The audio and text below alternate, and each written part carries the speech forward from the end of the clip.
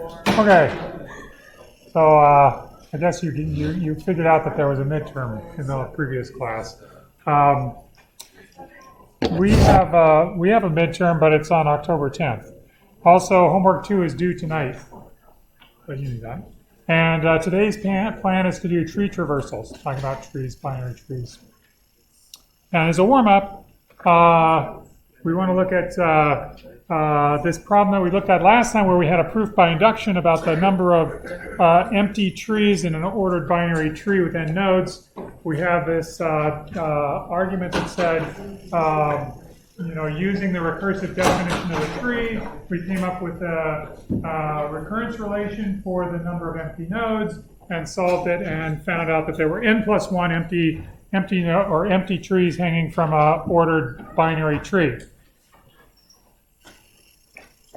Now what I'd like you to do is to prove this without induction. So try to think of a proof using facts that we know about these trees. I can only think of one. But anyway, using facts, not this fact, that we know about trees to show that there are exactly n plus 1 empty trees hanging off of this tree. Okay? So sort of like a direct proof, not a proof by induction, using something you know about trees. And I'll give you like 2 or 3 minutes to do this, okay?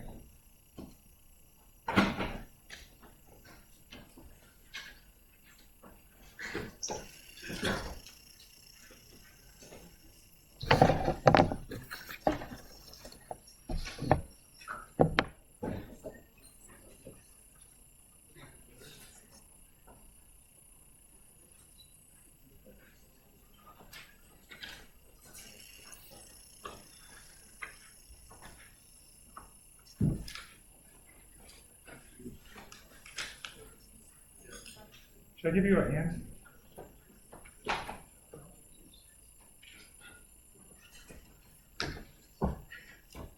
No.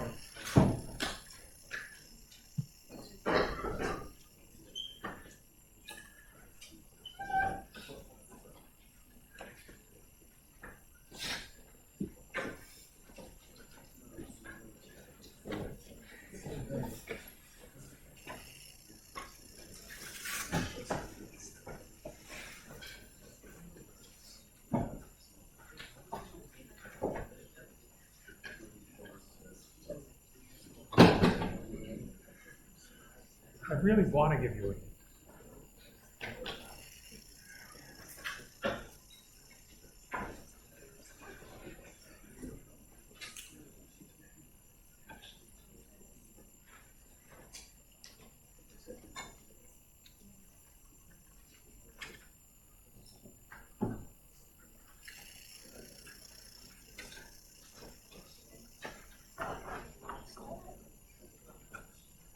Is anybody done?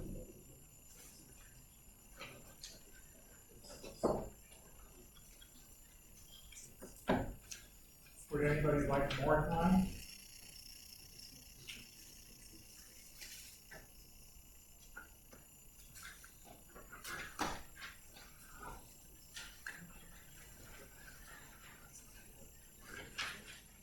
For those who came in a little late, we're trying to prove that this is true, n plus 1 empty trees hang on an ordered tree of n nodes without using induction. We had a proof by induction before, but we're trying to do it without using induction.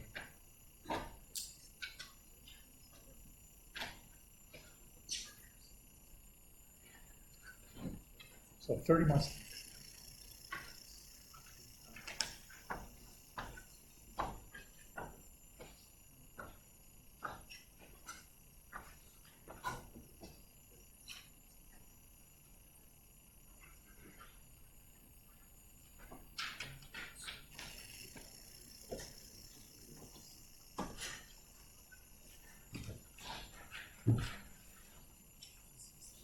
Okay. Who would like to tell their proof that doesn't use induction? First of all, before we talk about these proofs, we should all be a little suspicious, because the definition of a tree that we've been using is a recursive definition.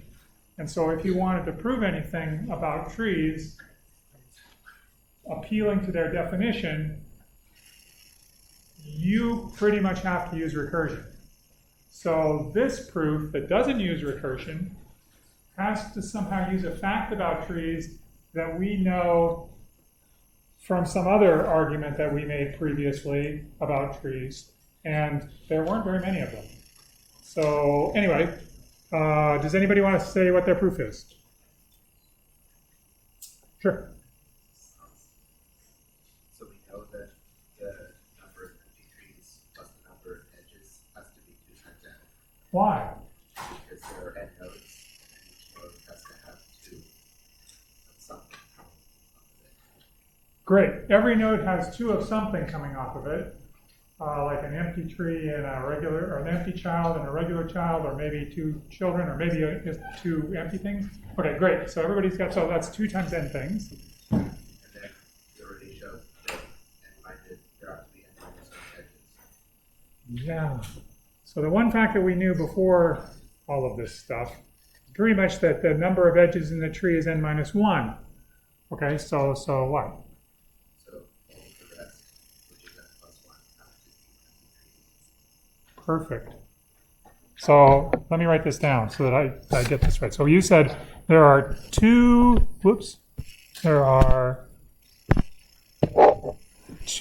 times n the children, empty and non-empty, because there are n nodes, and every node in the tree has 2 children. And then you said, okay, but then what we know before is that there were n minus 1 children that are non-empty, because that's equal to the number of edges in the tree, which we know is n minus 1. So every child, every non-empty child is associated with a well, let's see, hang on. Is associated with an edge, the edge that goes to its parent. So every non-empty child has this parent edge. All edges in the tree are parent edges for some node, and oh, great. So then you just have to subtract. That's the number of children that are non-empty. We subtract that from the total number of children, and we get n plus 1, or the empty children. Excellent. Any questions about this? Yeah. What's so special about the ordered tree? Nothing special about it being ordered. No. This holds for unordered trees as well. The reason that I put ordered in this thing is because we're going to talk about ordered trees on the next slide. And most of the trees that we'll talk about when we're talking about data structures are ordered.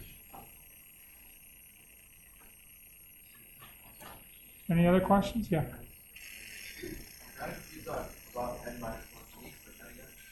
So you know that there are n minus 1 edges in the tree,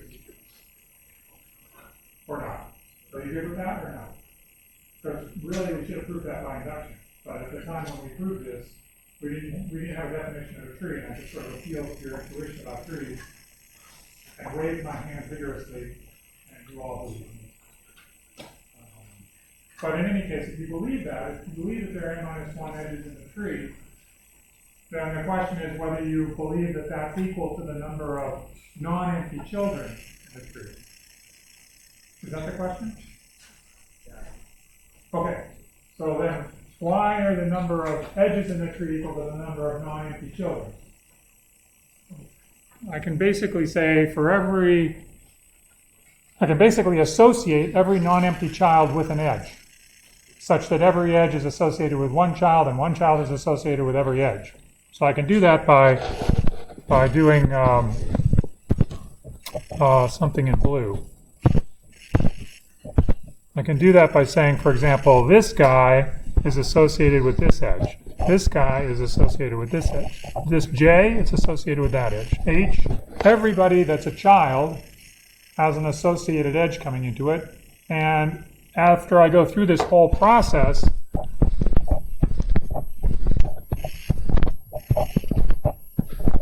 you'll see that every edge has been associated with a child.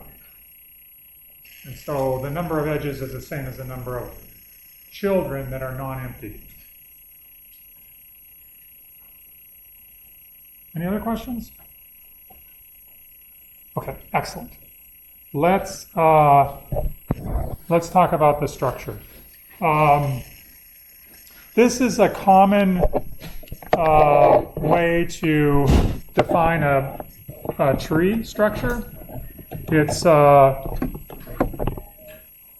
node that has two references to nodes, the two children, the left child and the right child, and it also carries some data of some type T, because this is a templated class.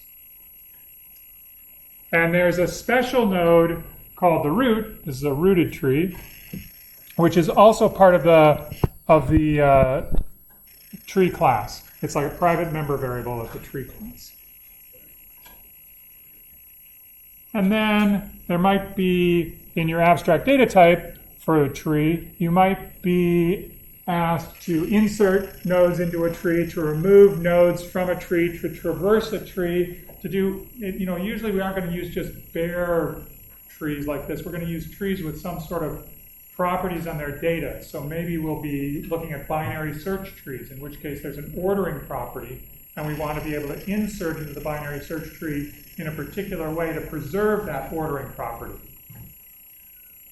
Or we'll look at AVL trees, which also have an ordering property, but also have a balance property, and we want to insert so that we preserve the ordering property and preserve the balance property. So this is just sort of like the vanilla template for trees. But there's still some weird things about this vanilla template. Not weird, but just sort of things that might be missing.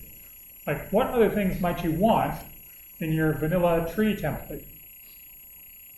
We've got data, we've got left pointers, we've got right pointers. What else would you want? What more could you want?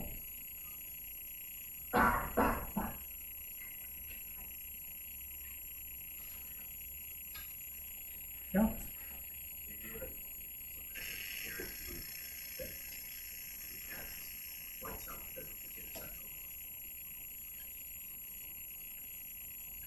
Ooh. Some guarantee that you couldn't point somewhere to make it a cycle. Yeah, this representation would work perfectly fine for things like DAGs, rooted DAGs, directed acyclic graphs. These are graphs that you can. This is possible. Here's your root. You could have a left child and a right child. This guy's left child could be the same as this guy's right child. And this guy could be null, and this guy could be null. So you could make that structure. How am I going to guarantee that you don't? I don't know either. This is a great question. I'm sure that in some programming language one could enforce this. But in C or C++, all rules are off. You can do what you want with pointers. You can assign them to be anything you want, which makes it very difficult to enforce something like this. That's an excellent thing to ask for, but I can't give it to you. I don't know how to do that in C++. But a great question. Anything else that you might want in your tree? Suppose you're stuck down in the bottom of the tree. Suppose you're at a leaf of the tree. And you would like to go back up to your parent. Can you get there? Well, you can, but you have to start at the root and go looking until you find somebody who's your parent, somebody that points to you. So sometimes for navigating trees, it's useful to have maybe some parent pointers. So maybe let me write it in the right place. So maybe you want something in here that says, not only do I have my left child and my right child, but I might also have my parent.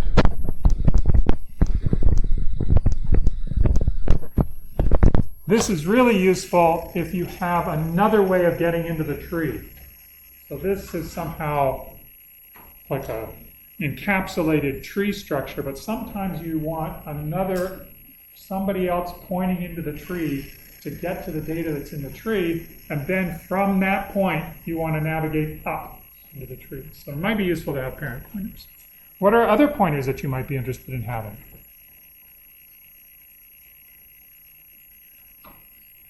Sibling pointers. Sometimes you have sibling pointers, so you can have your node pointer to your left sibling, and another one pointing to your right sibling. That way you can go across levels of the tree. You can go this way or this way across the level of the tree. Might be cool. Useful. There are even more complicated things which are, never mind. Never mind. There's like some situations where you want to go to the next node of the ancestor.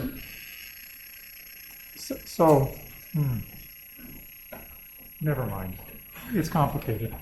And I don't think we're going to talk about that kind of structure anyway. Yep. So like with one of the left siblings or right siblings always being over?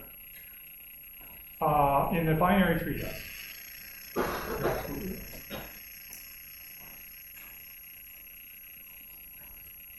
But you could have it going across the entire level. Yeah, that's what I'm thinking. But then it wouldn't be like your sibling that actually doing. No, it'd be like your other neighbor on the left. Yeah. Yeah.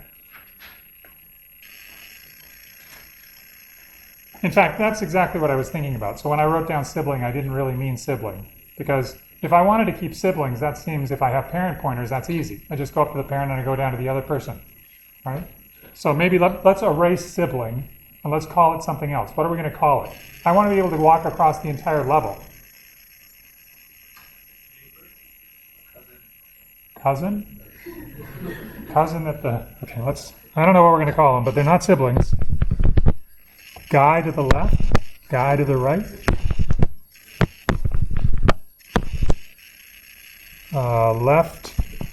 Left neighbor and right neighbor. So if I have something that looks like this,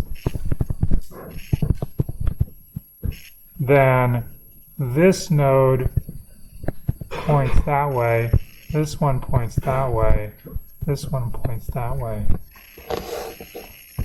And this one doesn't have one. This is a null.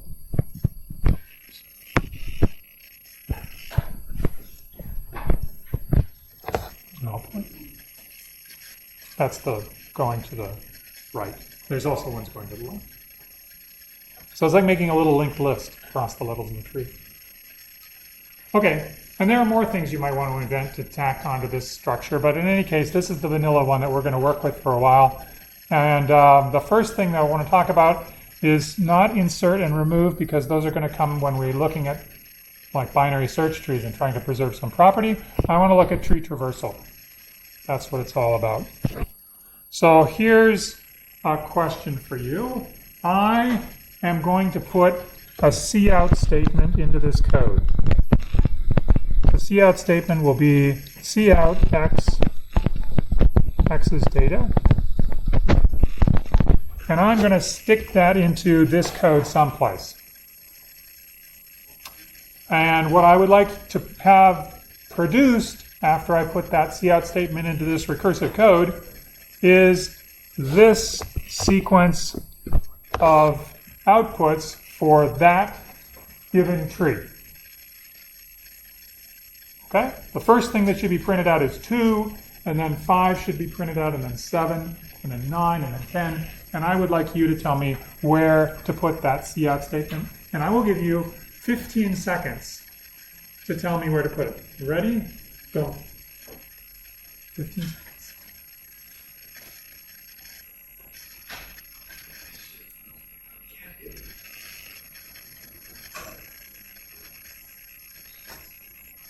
Okay. Who's got an answer? Yeah.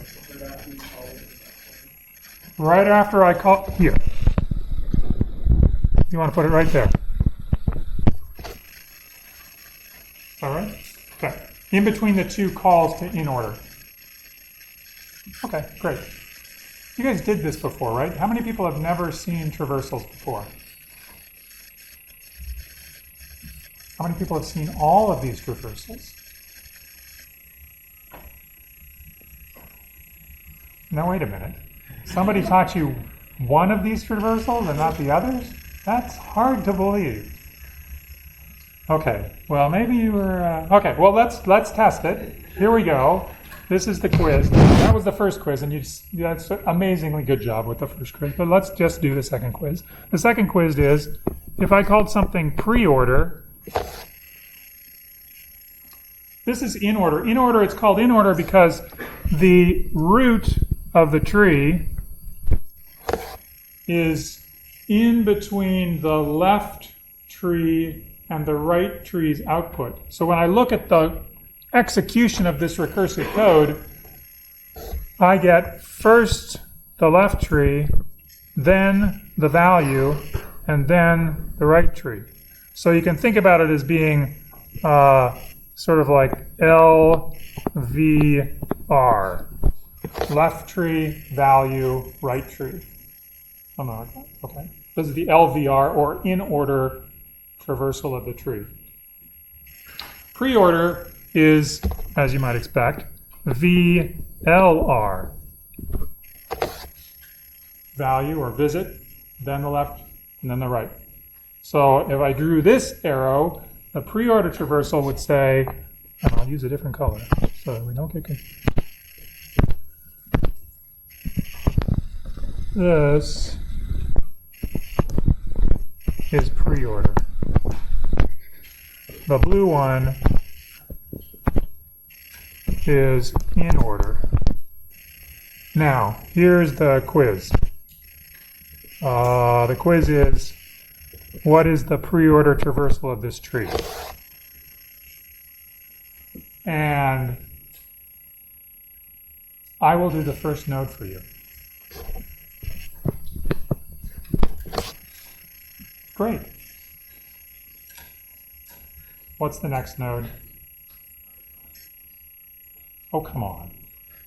Maybe this is too trivial. Is this too trivial? How many people think this is too trivial and we're wasting time? Let's get on with it. No? And yet you won't play my silly little game? Okay, fine. That's okay. What's the next number in this ordering? Thank you.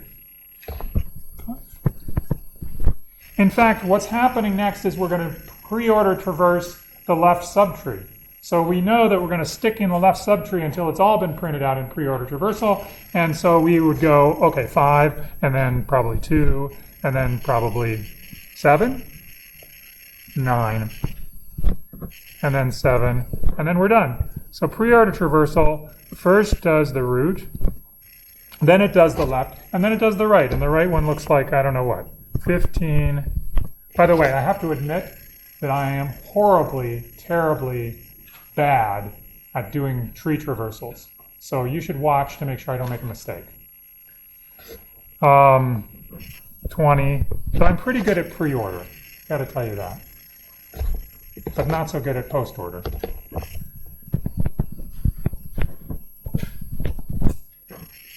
Everybody happy with that? Pre-order traversal? Seems reasonable? Okay. The other thing that one can do is, well, there are many things one can do, but one of the other things that one can do is post-order. And post-order is when you visit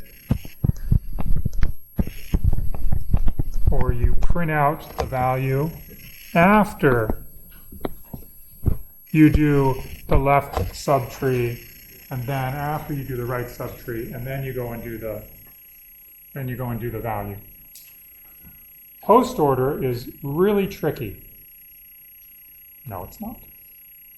It's just as tricky as the other ones.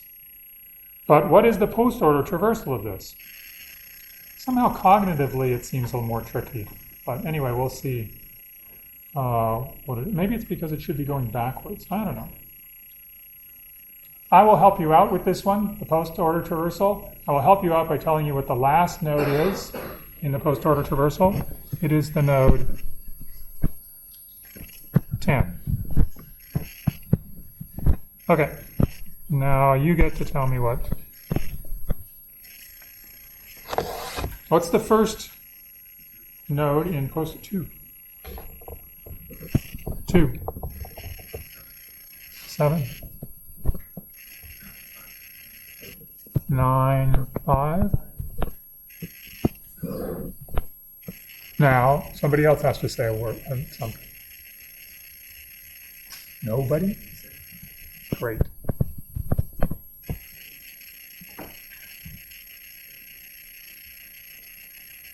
Yeah. Yeah. Yeah.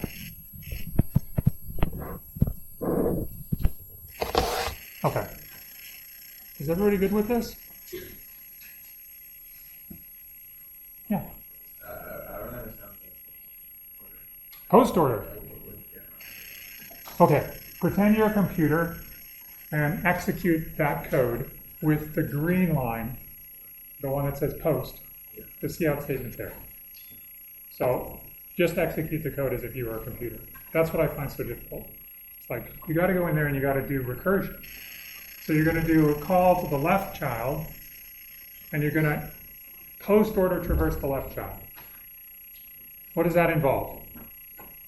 Here you are, post order traversing the left child. Well, you've got to post order traverse the left child of the left child, so you're post order traversing this guy. So you post order traverse its left child. Oops, that's null. Nothing to do.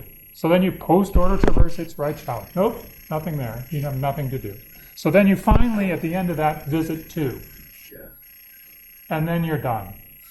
And you back up to 5, and you repeat. Don't worry. On the next slide, I'm going to show you a way to do this that's fun. Well, maybe more fun. Anyway, depends on what you think of as fun. But, all right, so the one question that remains here, no, there's many questions that remain. Whatever happened to the following? Whatever happened to, stop that.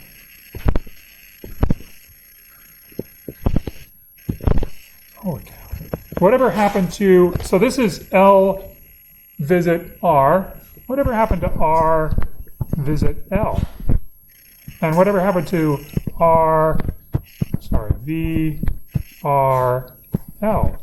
And whatever happened to R L V? And are there any other combinations? We have 3 distinct letters, R, V, and L. And how many permutations are there of 3 things? 6. So we're done. What would you call RVL? This is called in order. When you're reading from left to right, it's in order. This is reading R and L first. What would you call this? I called it ni. And VRL, ERP order. And then RLV is, of course, SOP. Nobody ever talks about these, really, except I do occasionally. But they're also valid orderings, and there are other orderings, other traversal orderings that you can do too. And so we'll talk about one more at least, but yep. Wait, I don't know. Should it be like listed like RLG and 3 things? You don't like RLD? Like, I don't know, because the DLR is I'm just saying that you can change the order of right and left. So instead of visiting right before left, you can visit, no, instead of visiting left before right, you can visit right before left. Yeah, so you have to switch the in order. That's right. Oh, wait, but I'm just saying, like, because I think you. You could be right. With VRL should be like T-soft. You think this should be T-soft? I don't think so. I'm not sure. It's really up to you, actually. It's not this is another question. Are these traversals the reverse of their corresponding traversals? I mean, if I traversed according to if I traversed according to knee order, would it be the reverse of in order?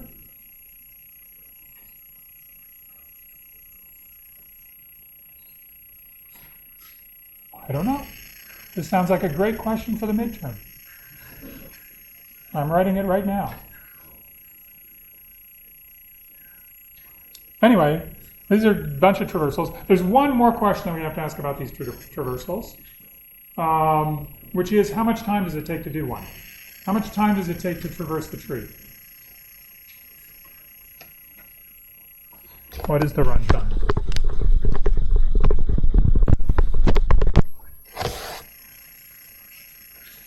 What is the runtime on a tree with n nodes?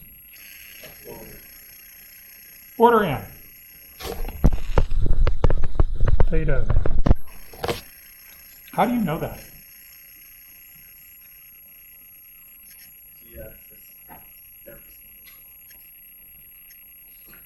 You touch every node in the tree, it's true. And you can sort of pay for all the work that's being done in this algorithm by basically paying for it on a per node basis. If you visit a node, the time that it took you to get there, you pay for that with $1. Okay. I don't think I'm going to... I'll buy that eventually on the midterm, but this I probably wouldn't buy.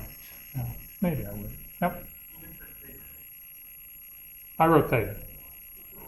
I don't know why I did that. Could have written big O. Could have written big omega. Do you know the recurrence relation that comes up to get this solution? You know that recurrence relation, right? This is a recursive program. This traversal is a recurrence. It's going to come up with a recurrence relation. And you know how to... That's the thing you got to be able to do for this recursive program, right? So what is the recurrence relation? What is the running time on inputs of size n for this thing? Let's not worry about the base case. The base case is going to be, well, I will worry about the base case. The base is when you're given a zero node tree. It's empty. There's a null pointer that's been passed in, and in that case, you spend time 1 doing this. But what do you do if you get something that's bigger than 1? Then you get what? You're going to have to invent some notation. Yeah.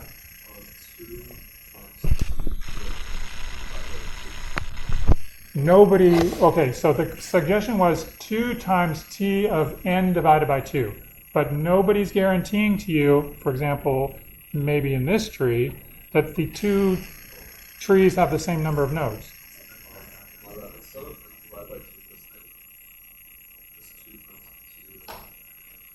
Just 2 times t of n? Look, you have 2 subproblems. What's the size of the left subproblem?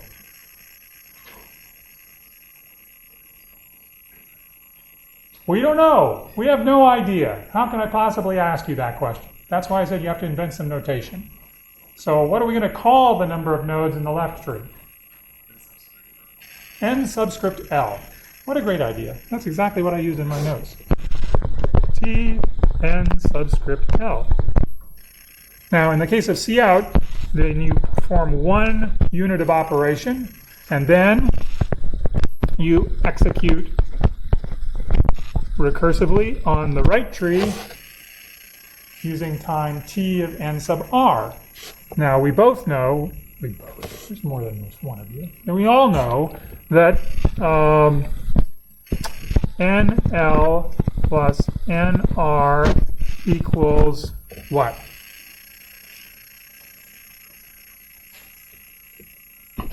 What do you want me to write here? You want me to write n, or you want me to write n minus 1? Okay, good. Because there's a root, and the root's gone now. We don't worry about that. So these two things equal n minus 1, but we don't know anything about them. It could be, one could be 0 and the other one could be n minus 1. Don't know. It could be the other way. It could be that they're balanced. Who knows? But that's what we know. So what's the solution to this recurrence relation? This is where you have to do try some examples. That's what you have to do to solve this one. Try some examples. But I think, I don't know, I did this like in 2 minutes before class. I think it's 2n plus 1. But let me put a question mark there and just say verify. It's my guess. It's even, you trust yourself. But now I'm telling you something that could totally be wrong. And so now the question is, how do you verify that? How do you prove it's true, or how do you prove that it's not true? And you know how to do that. It's by induction. And you use the recurrence relation. It's up to you now.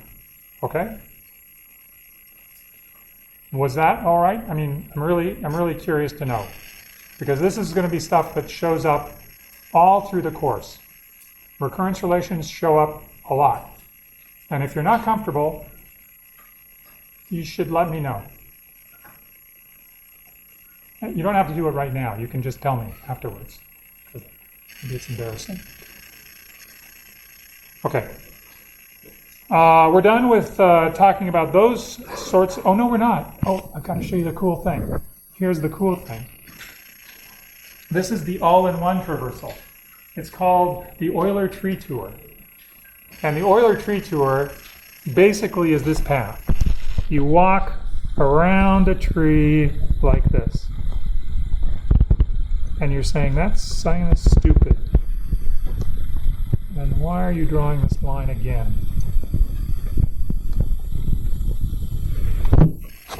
But you get different traversals, like the pre-order, post-order, in-order traversals. You get different traversals if you put doors in the nodes at different positions.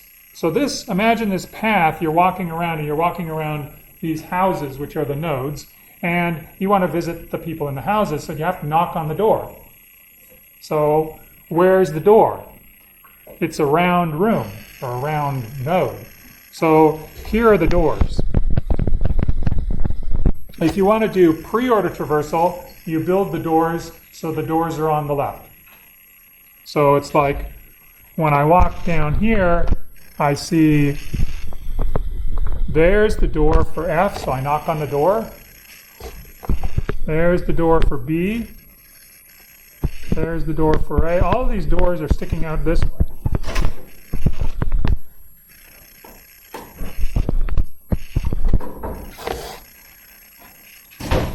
And as you walk around, you hit these doors. In what order? Let's see. This goes F, B, you can help me out here. A, D, C, E, G, I, H. F, B, A, D, G, I, H. Pre-order. Pre-order for this. If I put the door in a different place, I get a different traversal. So if you look down below where I've done this already and put little dots, so I didn't even have to do that, you will see what is the first traversal that's shown here. What is this, the one on the left?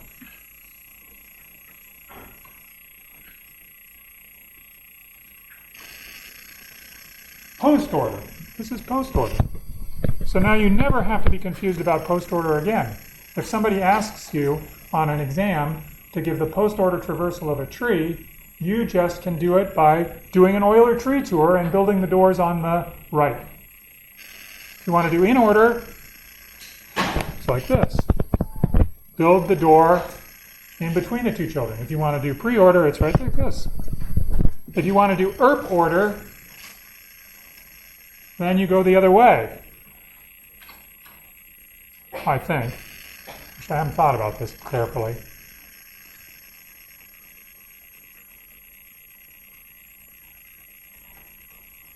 Yeah, but you have to flip the doors. Yeah, maybe this is why you're saying I should call them different names. Anyway, all of these traversals, all 6 of these traversals can be done by walking around this path. This way, if you walk around starting, like sort of going counterclockwise, then you're doing the regular visit left before right. And if you go clockwise, then you're visiting right before left. Everybody happy? Yes. So the post and pre-traversal, are we walking down the tree in a different direction? Are we always like taking the same path? Always taking the same path. There's only one path in the town to visit all these nodes, and you're always walking along the same path. Also, then how does the different position of the doors affect the output values? Oh, well, when you walk up to a house, you have to knock on the door, right? But you're not allowed to knock on the door if it's not there in your path. So these doors, they sort of have like, what are those things called? Sidewalks that go out to the path. And this is basically saying, where do you build this little picture over here says, build the sidewalks for pre-order traversal so that they stick out to the left. So as you walk around like this, you get here, then you can go up to the door and you can knock. But if, for example, I had built the for post-order traversal, like down here on post-order traversal, well, there's no way I can walk up to the house. It's like I'm in the backyard right now. So I go around here. I'm still in the backyard. Oh, there they built. Now I go in and I visit. So that's the first one I can visit. And then I go in. Yep. Also, basically, also each time we hit a door, then we say then we output the value of the node. Yeah, that's the visit. That's So pre would start with F, B, A, but then for post would start with A, B. right. As we look down here, we're walking. Maybe I should have done this. Post is interesting. You go around, you pass all of these houses, you look at their lovely gardens in the back, and then you come to this is the door, and you go and you knock on the door, and you write down A. Because you're delivering flyers. I don't know why. Anyway, you go up, you go down. See, you visited B again, but you didn't really visit B because you didn't get to knock on the door. And then you go down and around and around and around. Now you visited C again, you knock on C's door, and then you go back up and down and around. There's E, and etc. D, B, H, I, G, F.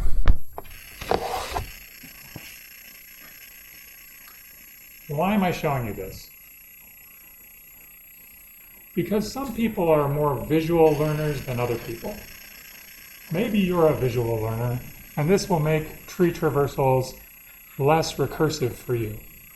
Like, if you're, instead of a visual learner, you're like a stack-based learner, you've got a stack built into your head, then maybe you like the recursive definition of tree traversals. That's great. But you've got 2 options now to think about how to do tree traversals. And I kind of like this one for post order. At least it makes me happier to do it. I feel like I'm visiting people and knocking on the doors. It's fun. Yep. So I just want to confirm, if we were doing the other theory, it would be the same thing, the doors would be the same, but then we're just moving clockwise. I doubt it.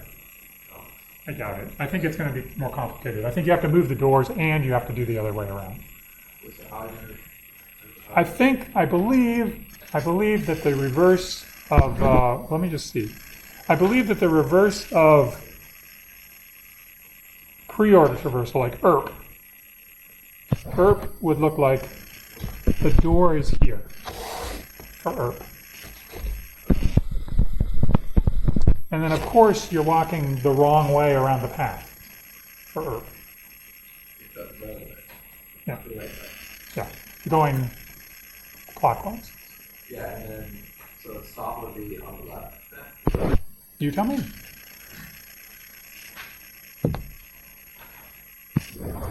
Is it right? Is it left? And is it left? What do you think it is? You just stop. This is a great quiz. How many people want to tell me where SOP goes? Where do I build the door for SOP? We know what we do when we do it. We're going around the tree this way, clockwise. Holy cow, we've got 3 minutes. Tell me quickly. Thank you. Okay, everybody good? Great. This is the most important thing, sort of. What are these traversals used for? Besides kind of cool stuff, they actually show up when you are doing work on trees. And it's useful for you to recognize when they show up because you now know what the running time is of tree traversal. And if you recognize it and say, oh, this is really just doing a tree traversal, then you know immediately how much time it takes. You know it's linear. So for example, I'm not going to do expression evaluation because it's too easy. Let's look at tree copy. If I wanted to copy a tree, there's a 2-line tree copy code that you can write, right? Tree copy of some tree, let's suppose it's called T. What do? Well, you say if T is not null, I'm copying the tree, right? I'm creating another tree and I'm going to return a copy, that copy of the tree that I've got. So I've got, if T is not equal to null, then I've got something to do. I'm going to return a new node which has taken as its constructor values the data value that I'm copying, and then as left child, a tree copy of the left child of the node T, and a tree copy of the right child. And otherwise, you return null. Sorry, this line of code goes after this line of code. Okay? It's like 2 lines of code to do the tree copy. What is tree copy doing? It's a recursive call, but what it's really doing is it's tree copying the left, and it's tree copying the right, and then it's creating a new node and putting the data into that new node with the tree, the left and the right, the new left and the new right pointers. So this is exactly what type of a traversal. Go to the left, go to the right, create the new node. Well, you got to understand, create the new node, that's the visit part. I mean, you could look at this the other way around. But anyway, for this, I would think of this as being post-order traversal. It's a traversal. It could be written so that it's pre-order traversal. There's nothing that says that it couldn't, but the way that I wrote it, I think of it as being, it does the recursive call first to the left, it does the recursive call first to the right, and actually maybe it's SOP. It actually does right first and then left. Never mind. It does the children first, and then it glues them onto the new node that's being created in the last step. Okay, next time we will talk about level order.